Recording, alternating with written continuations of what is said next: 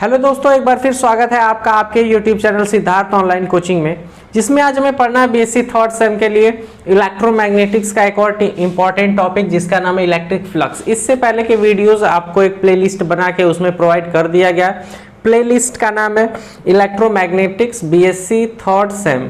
तो BSc third same के लिए इलेक्ट्रोमैग्नेटिक्स पेपर का नाम हो गया। अब उसमें सिलेबस के बाद है हिस्ट्री ऑफ चार्जेस, उसके बाद है चार्ज क्या है, उसके बाद है Coulomb's law in vector form, superposition of charges, और उसके बाद वीडियो मिलेगा आपको कंटिन्यूअस चार्ज डिस्ट्रीब्यूशन, जो कि 3 टाइप का था, linear charge distribution, areal charge distribution और वॉल्यूम चार्ज डिस्ट्रीब्यूशन।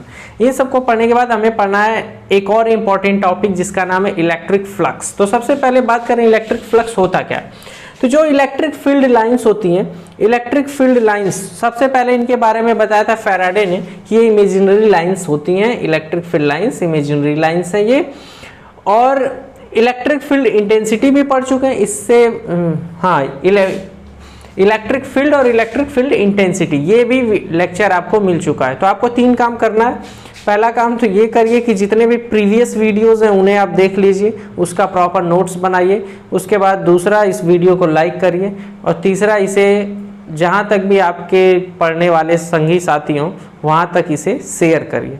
तो 3 काम बस आपको पढ़ना है, रोज का रोज पढ़ना है, लाइक करना है और इसे जो पढ़ने वाले हैं वहाँ शेयर कर देना है। तो आज हमें पढ़ना है इलेक्ट्रिक फ्लक्स। इलेक्ट्रिक फ्लक्स होगा क्या? इलेक्ट्रिक फ्लक्स होता है total number of electric field lines passing normally through given surface area. अब अगर इसे हिंदी में समझे तो क्या कहें, इलेक्ट्रिक फील्ड लाइंस है ये, इन्हें लंबवत जो भी इलेक्ट्रिक फील्ड लाइन किसी भी तल के लंबवत पास हो रही होंगी, तो उस तल से जितनी भी टोटल नंबर ऑफ जितनी भी कुल इलेक्ट्रिक फील्ड लाइंस पास हो रही होंगी उसे ही कहा जाएगा इलेक्ट्रिक फ्लक्स। मान लिया गया ये कोई सरफेस दिया गया, ये कोई सरफेस है और इसमें से इलेक्ट्रिक फील्ड लाइंस पास हो रही हैं। तो इसमें से अगर देखा जाए तो बहुत सारी इलेक्ट्रिक फील्ड लाइंस इस प्रकार से, कोई इलेक्ट्रिक फील्ड लाइन यहाँ से पास हो रही है, कोई यहाँ से पास हो रही है, इस प्रकार से बहुत सारी इलेक्ट्रिक फील्ड लाइन इसमें से पास हो रही हैं। तो इलेक्ट्रिक फील्ड लाइंस जो है इसमें से बहुत ज़्यादा मात्रा में पास हो रही हैं। अगर यही सरफेस एरिया छोटा होता, मान लिया गया ये इसका शेप इस प्रकार का ये है, तो इसमें से इसके तुलना में कम इलेक्ट्रिक फील्ड लाइन पास होंगी, या हो सकता है ज़्यादा भी हो सकती हैं। अगर इलेक्ट्रिक फील्ड लाइंस की इंटेंसिटी बहुत ज़्यादा है, मतलब उनकी संख्या, उनकी जो नंबर इलेक्ट्रिक फील्ड लाइंस की जो संख्या है वो कम एरिया में ही बहुत ज़्यादा है, तो ऐसा हो सकता है कि कम एरिया में ही ज़्यादा, तो वो तो इलेक्ट्रिक फील्ड की इंटेंसिटी पर निर्भर करता है। तो अगर सिंपल सी बात देखें तो अगर एरिया ज़्यादा होगा तो इसमें से पास होने वाली इलेक्ट्रिक फील्ड लाइंस की संख्या भी ज़्यादा होगी, और उसी इंटेंसिटी के लिए अगर एरिया कम होगा तो उसमें से पास होने वाली इलेक्ट्रिक फील्ड लाइंस की संख्या कम होगी। तो एरिया पे डिपेंड कर रहा है एक चीज़, तो इलेक्ट्रिक फ्लक्स जो है वो एरिया पे डिपेंड कर रहा है। दूसरा, इलेक्ट्रिक फील्ड लाइंस पे डिपेंड कर रहा है, यानी इलेक्ट्रिक फील्ड इंटेंसिटी पे डिपेंड कर रहा है। मान लिया गया, तो अगर सबकी बात करें तो सबसे पहले इलेक्ट्रिक फ्लक्स को रिप्रेजेंट करेंगे फाई से।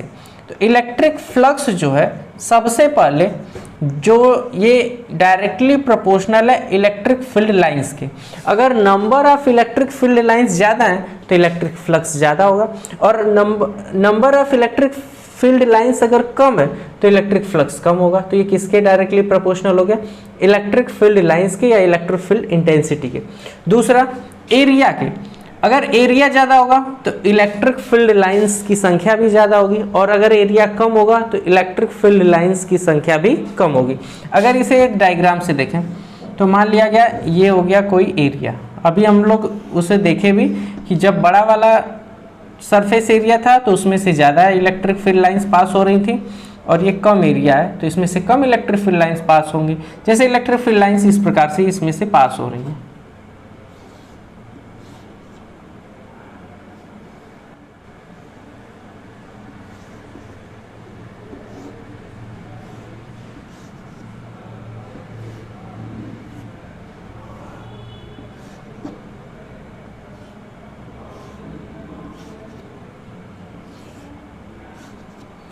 इस प्रकार से, तो तो ये बड़ा वाला एरिया है, बड़ा वाला क्षेत्रफल। अगर ज़्यादा एरिया ज़्यादा है किसी भी क्लोज सरफेस एरिया की अगर बात करें, तो अगर एरिया ज़्यादा है तो इसमें से अगर काउंट करें 1 2 3 4 5 6 7 इलेक्ट्रिक फील्ड लाइंस पास हो रही हैं, तो इसका इलेक्ट्रिक फ्लक्स जो है वो ज़्यादा होगा। और दूसरे एरिया की बात करें, इस छोटे वाले एरिया की बात करें, तो इसमें से 1 2 3 4 इलेक्ट्रिक फील्ड लाइंस पास हो रही हैं, तो इसका इलेक्ट्रिक फ्लक्स जो है वो कम होगा। तो इलेक्ट्रिक फ्लक्स जो है वो डायरेक्टली प्रोपोर्शनल है एरिया के, जो सरफेस एरिया उसके ये है डायरेक्टली प्रोपोर्शनल। अब तो इलेक्ट्रिक फ्लक्स किस पे डिपेंड कर रहा है? एक तो डिपेंड कर रहा है इलेक्ट्रिक फील्ड लाइंस पे, दूसरा ये डिपेंड कर रहा है एरिया पे, दूसरा ये डिपेंड कर रहा है एरिया पे, और तीसरा डिपेंड कर रहा है कि एरिया और इलेक्ट्रिक फील्ड लाइंस के बीच का एंगल क्या है। जैसे अगर ये इलेक्ट्रिक फील्ड लाइंस इस एरिया के नॉर्मल पास हो रही हैं, इलेक्ट्रिक फील्ड लाइंस जो गिवन एरिया के अगर नॉर्मल पास हो रही हैं, तो इसका इलेक्ट्रिक फील्ड जो फ्लक्स होगा, इलेक्ट्रिक फ्लक्स वो होगा मैक्सिमम। किसी भी एरिया के लिए अगर टेंजेंट ड्रॉ करें तो इसका जो एरिया वेक्टर है ये इसके नॉर्मल वर्क करेगा, तो इधर की ओर ये हो जाएगा n कैप, इसका एरिया वेक्टर हो गया।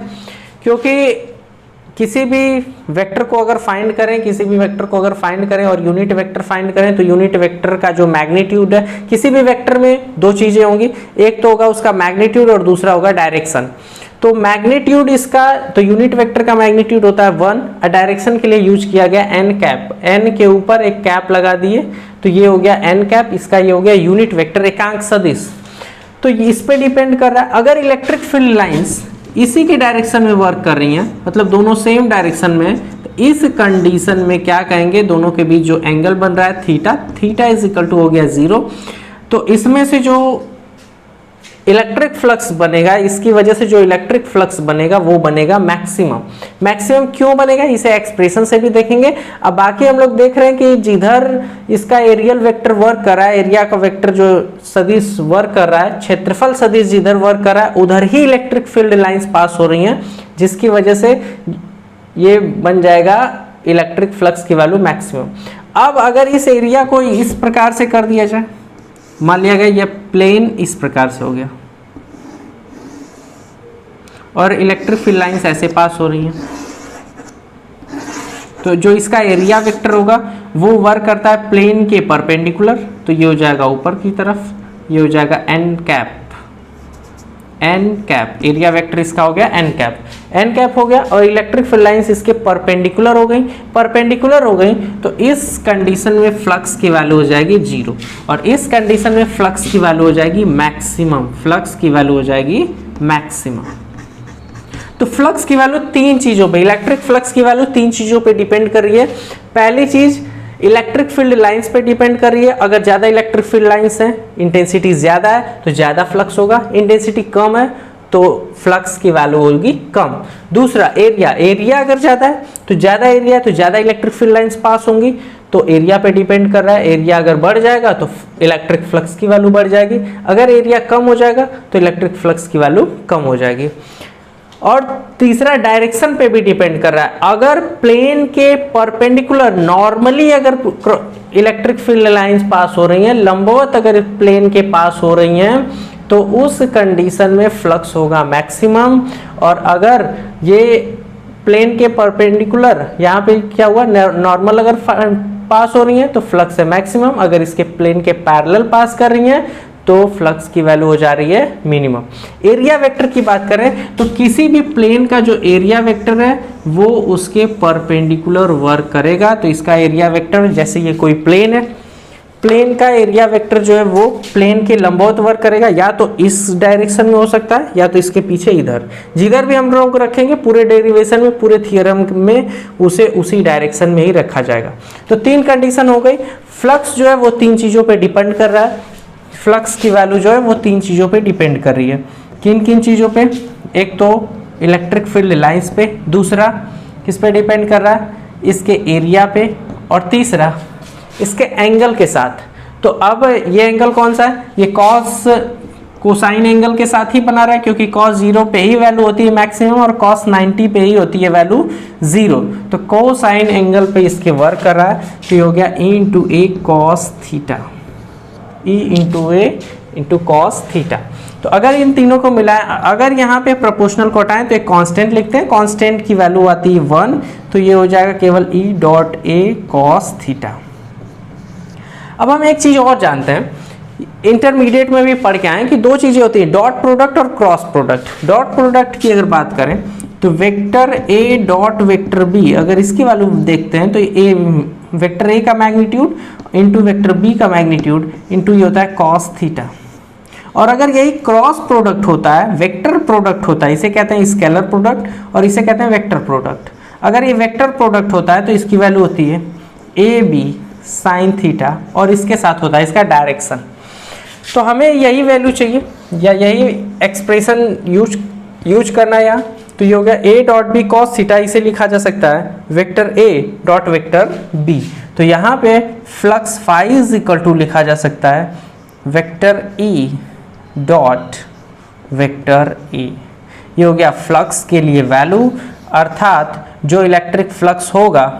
अब फ्लक्स, इलेक्ट्रिक फ्लक्स के लिए लिखा जा सकता है फाई सफिक्स ई। अब डेफिनेशन में आपको लिखना क्या है, लिखना है इलेक्ट्रिक फ्लक्स के लिए बात हम लोग कर ही चुके कि किसी भी एरिया से, किसी भी गिवन एरिया से, मान लिया गया ये कोई एरिया है, इस एरिया से कितना total number of electric field lines pass होंगी उसे ही कहा जाएगा इलेक्ट्रिक फ्लक्स। तो वही बात लिख दिया गया कि total number of electric field lines passing normally through given surface area is called electric flux.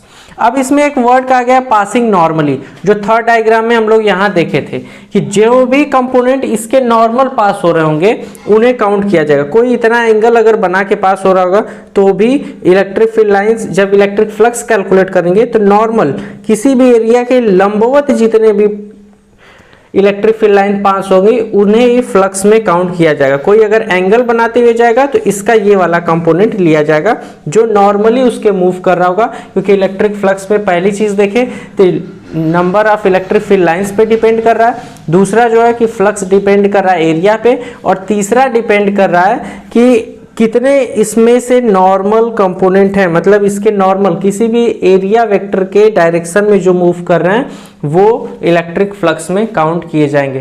तो नॉर्मल जितने भी लंबवत पास हो रहे होंगे उन्हीं इलेक्ट्रिक फील्ड लाइंस को काउंट किया जाएगा इलेक्ट्रिक फ्लक्स में। तो डेफिनेशन यही लिखना है कि total number of electric field lines passing normally through given surface area is called electric flux या are called electric flux. Total number है तो आर कॉल्ड इलेक्ट्रिक फ्लक्स।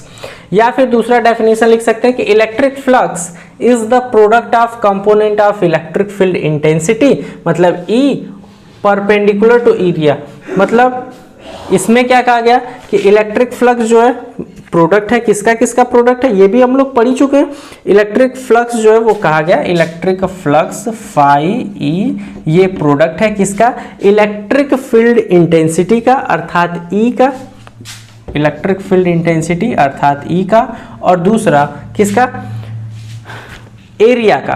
तो एरिया इसमें वेक्टर ए लिखें या एस लिखें, दोनों लिखा जा सकता है। एरिया जबकि स्केलर क्वांटिटी है, तो अभी हम लोग बात करेंगे कि वो वेक्टर होगा कैसे। तो अब मान लिया गया कोई गिवन एरिया है, कोई गिवन क्लोज्ड सरफेस एरिया है, इस सरफेस में से इलेक्ट्रिक फील्ड लाइंस पास हो रही हैं इस प्रकार से।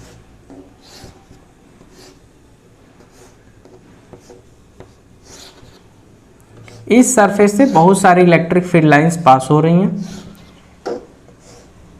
अब अगर इसके लिए इलेक्ट्रिक फील्ड इंटेंसिटी फाइंड करना हो, इसके लिए इलेक्ट्रिक फ्लक्स फाइंड करना होगा इस टोटल सरफेस एरिया के लिए। सरफेस एरिया को ए से भी लिख सकते हैं, एस से भी लिख सकते हैं। मान लिया गया यहाँ सरफेस एरिया को एस से रिप्रेजेंट किया गया, तो टोटल सरफेस एरिया इसके लिए हो गया एस, टोटल सरफेस एरिया हो गया एस। अब उसके बाद तो टोटल सरफेस एरिया ये दे दिया गया, तो सरफेस एरिया और इस सरफेस एरिया से मान लिया गया ये ऐसे रखा हुआ, इस सरफेस एरिया से जितना भी इलेक्ट्रिक फील्ड लाइंस या इलेक्ट्रिक फ्लक्स इंटेंसिटी पास हो रहा है इसके लंबवत परपेंडिकुलर उन दोनों का जो मल्टीप्लीकेशन होता है, मतलब E इंटू ए या E इंटू एस, इसी को ही कहा जाएगा इलेक्ट्रिक फ्लक्स, जो हम लोग देख भी चुके। मान लिया गया ये कोई क्लोज्ड सरफेस एरिया दिया गया। अब इसके स्मॉल सेगमेंट की बात करते हैं। जैसे कोई अगर रॉड होता है इस प्रकार से, इसकी लंबाई L है, तो इसे क्या करते हैं, बराबर छोटे छोटे टुकड़ों में बांटते हैं और एक पार्ट को कहा जाता है एलिमेंट्री पार्ट इसका, और इसे कहेंगे DL। एक एलिमेंट इसका ले लिया गया DL, तो डिफरेंशियल पार्ट इसका ही हो गया। अब इस DL का जब इंटीग्रेशन करेंगे अर्थात सभी पार्ट को जोड़ दिया जाए तो फिर हमें L मिल जाएगा, तो DL का इंटीग्रेशन होता है L। इसी प्रकार इस पूरे सरफेस एरिया को छोटे छोटे सरफेस एरिया में डिवाइड कर लिया गया। अब एलिमेंट्री जो एरिया मान लिया गया इसी का छोटा सा भाग है DS, इसे क्या लिया गया, एलिमेंट्री एरिया को क्या लिया गया DS, डिफरेंशियल पार्ट ही हो गया इसका, DS हो गया।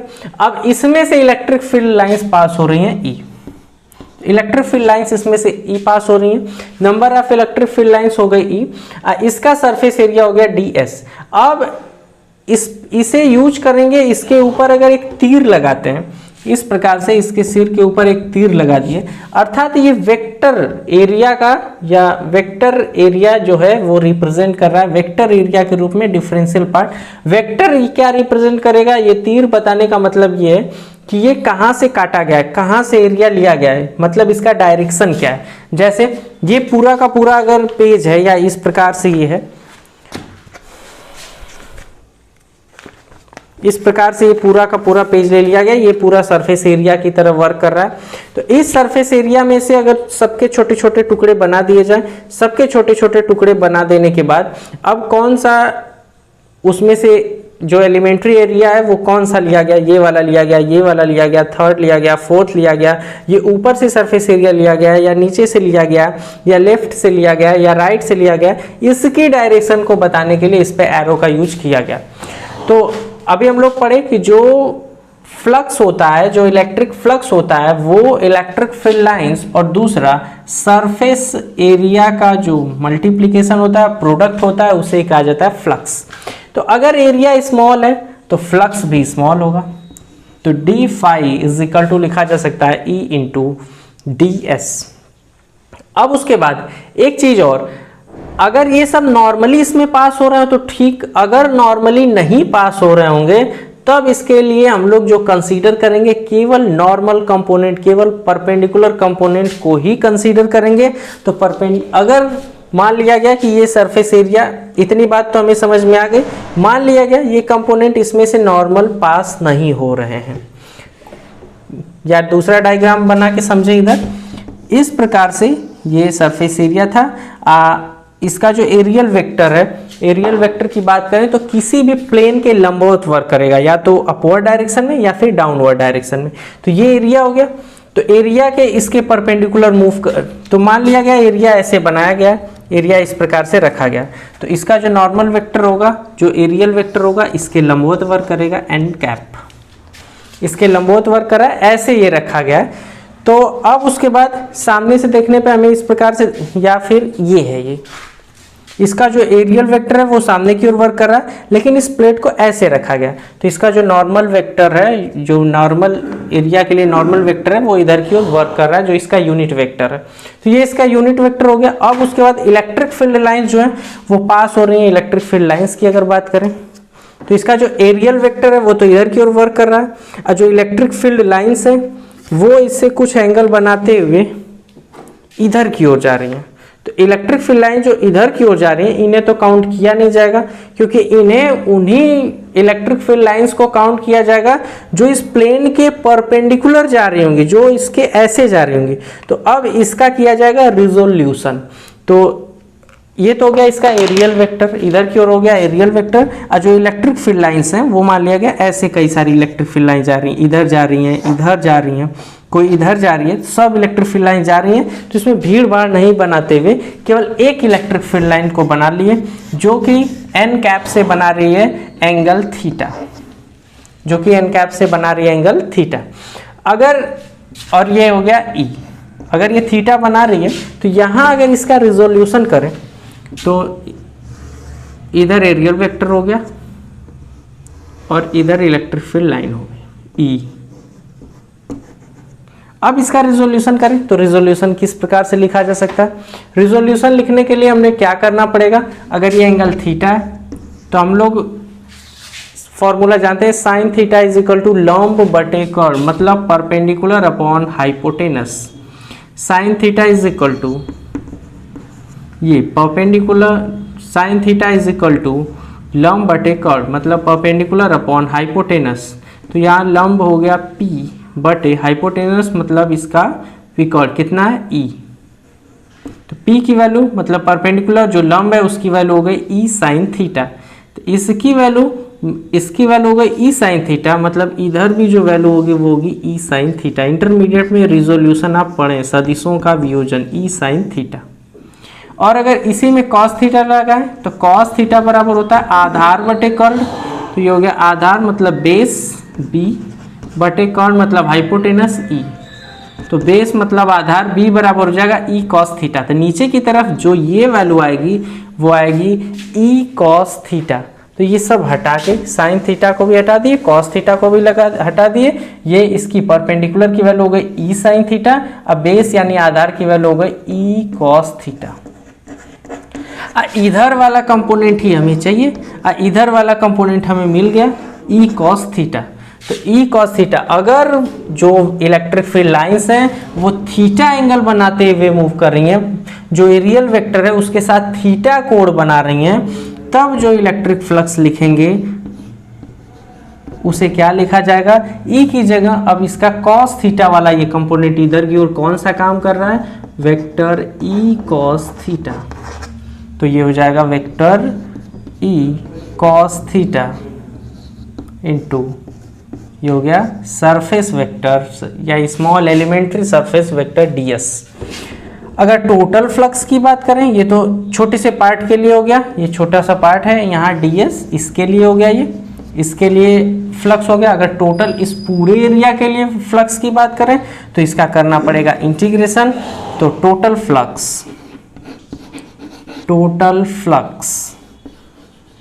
फ्लक्स यानी इसका करना पड़ेगा इंटीग्रेशन। टोटल फ्लक्स इसका इंटीग्रेशन करें, ये हो जाएगा phi E is equal to, अब इसका इंटीग्रेशन कर दें और सरफेस इंटीग्रल होगा, यहाँ पे यूज किया जाएगा surface integral E cos theta into ds। E cos theta यानी नॉर्मल कंपोनेंट है, इसे दूसरे से सिंबल से रिप्रेजेंट किया जा सकता है E एन नॉर्मल के लिए E एन ds। ये हो जाएगा फ्लक्स की वैल्यू। जहाँ भी न्यूमेरिकल्स आएंगे इनकी सहायता से हम लोग इसे सॉल्व करेंगे। एक और बात करते हैं इलेक्ट्रिक फ्लक्स के लिए। इलेक्ट्रिक फ्लक्स जो है वो है कैसी क्वांटिटी, तो इलेक्ट्रिक फ्लक्स जो है वो है स्केलर क्वांटिटी। दोनों वेक्टर हैं, वेक्टर का जो डॉट प्रोडक्ट है वो होता है स्केलर, तो ये जो क्वांटिटी है वो है स्केलर क्वांटिटी। तो अगर इसे लिखें तो लिख सकते हैं electric flux is a scalar quantity. और बात करें इसके यूनिट की, यूनिट इलेक्ट्रिक फ्लक्स का यूनिट क्या होगा, तो electric flux electric field intensity और सरफेस एरिया का ही मल्टीप्लिकेशन है। तो इलेक्ट्रिक फील्ड इंटेंसिटी का जो फॉर्मूला था उसकी यूनिट अगर देखें तो इलेक्ट्रिक फील्ड इंटेंसिटी हमारे पास था E इज इक्वल टू होता था F/Q। Electric field intensity is equal to F/Q। F जहाँ की फोर्स है, इलेक्ट्रोस्टैटिक फोर्स है, फोर्स ही है, तो फोर्स का यूनिट हो गया न्यूटन, बाई Q यानी चार्ज, और चार्ज का यूनिट हो गया कूलम। तो यूनिट बात कर रहे हैं इलेक्ट्रिक फ्लक्स का, इलेक्ट्रिक फ्लक्स के लिए यूनिट के लिए ये क्या हो जाएगा E इंटू ds, मतलब electric field intensity into surface area. तो इलेक्ट्रिक फील्ड इंटेंसिटी के लिए यूनिट हो गया न्यूटन पर कूलम, और सरफेस एरिया के लिए यूनिट होता है मीटर स्क्वायर। तो ये हो जाएगा न्यूटन मीटर स्क्वायर पर कूलम। तो इसके लिए यूनिट क्या लिखा जाएगा, इलेक्ट्रिक फ्लक्स का जो है वो स्केलर क्वांटिटी है और इसका यूनिट है न्यूटन मीटर स्क्वायर पर कूलम। तो ये था पूरा इलेक्ट्रिक फ्लक्स के बारे में कि इलेक्ट्रिक फ्लक्स किन चीज़ों पे डिपेंड करता है, इसका डेफिनेशन क्या होगा, इसके लिए एक्सप्रेशन क्या क्या लिखेंगे और कैसे इसका फॉर्मूला रहेगा, और न्यूमेरिकल जब आएंगे तो उसमें इसे कैसे प्लेस किया जाएगा। तो ये थी इलेक्ट्रिक फ्लक्स के बारे में पूरी बातें। अब अगले वीडियो में मिलेंगे किसी और टॉपिक के साथ। और किसी और टॉपिक में भी गॉस थ्योरम ही रहेगा। संभवतः नेक्स्ट वीडियो वही है गॉस थ्योरम का। तो मिलते हैं दोस्तों अगले वीडियो में। Thanks for watching.